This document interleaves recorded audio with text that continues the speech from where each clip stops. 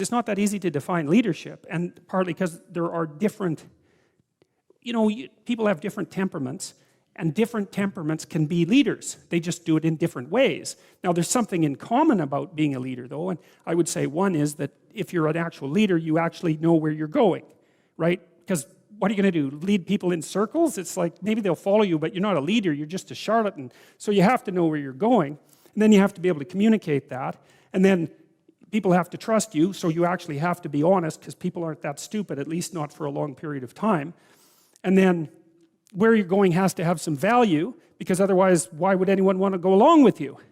So, and then you might say, well, what are the attributes then that make you a leader? And I would say, well, they're characterological, fundamentally. And this is not naive optimism or casual moralizing. It has nothing to do with that.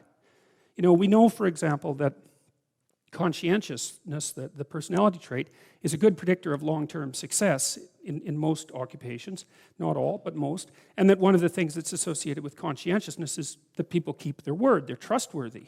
And that's certainly one element of a leader, especially across any reasonable amount of time. You have to be able to trust the person. They can even be harsh, right? It doesn't matter, because you can see harsh leaders and kind leaders. But as long as they do what they say they will do, then you can follow them, and you know that the future payoff is secure, something like that. So the idea that characterological development is more important to leadership than primogeniture, I think that's the right word, primogenesis, anyways, being a firstborn, that's a very crucial psychological realization, that it's characterological development that makes you favored of God. And I do think we've forgotten this in many ways, because there isn't a lot of emphasis in our education system on characterological development.